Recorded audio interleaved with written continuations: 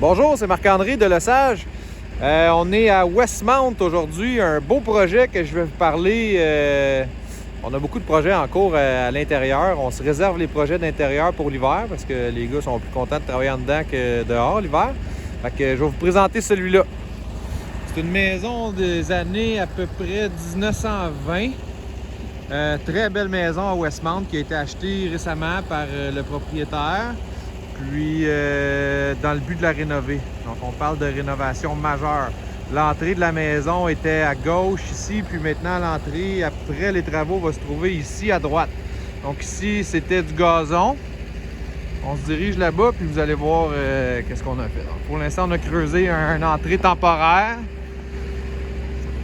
Puis il va y avoir 2 portes de garage.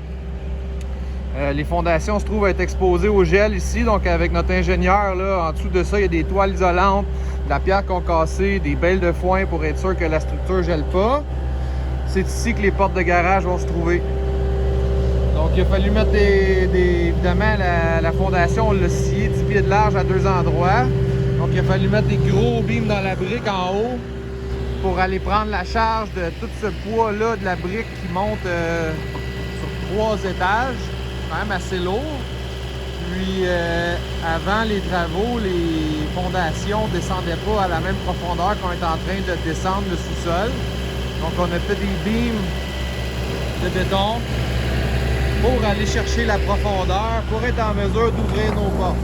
Donc les fondations là avant, dans cette section-là, s'arrêtaient environ 2 pieds et demi plus haut que où on est rendu actuellement. À l'intérieur, là, toute la structure de cette maison-là retenait sur des gros murs de briques qui étaient déposés sur la dalle. Donc là, on est en train de faire un sous-sol complètement à air ouvert. Donc toutes les poteaux que vous voyez, c'est des supports temporaires qui retiennent actuellement la charge de la maison. Parce que vous pouvez voir que c'est quand même une structure assez pesante. Là. Si on regarde ici en haut, là, ça monte haut. Il y a des foyers, c'était toute une structure d'acier et de bois. Toutes les poutres d'acier ont été enlevées. Puis là, actuellement, on est en train de creuser le sous-sol dans le but de le rendre, ça va être un sous-sol de 9 pieds. On est dans le roc, donc tout ce que vous voyez ici, c'est carrément du roc. On est en train de briser le roc. La pelle qui est ici brise le roc. Puis, par certains endroits que je vais aller vous montrer, le roc est tellement dur qu'on a fait venir une compagnie de sciage pour aller scier le roc dans le but de l'affaiblir pour venir à bout de le casser. Donc la compagnie de sciage sont là, eux ils font des traits de scie partout.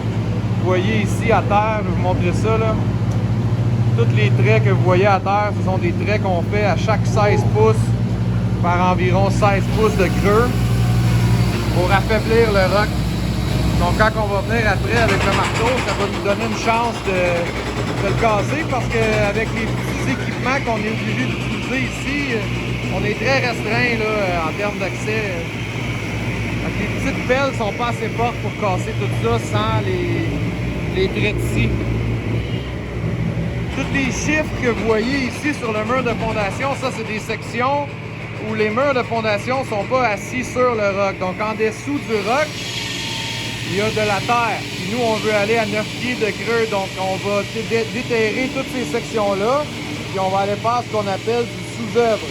Donc, on va aller coffrer étape par étape des semelles en dessous des murs de fondation pour en arriver à avoir un sous-sol de 9 pieds à la fin. Puis que les fondations descendent à la nouvelle profondeur du sous-sol qu'on veut faire. C'est un gros projet, on est ici, on a commencé avant les fêtes, puis on va être ici encore pour un autre mois certainement.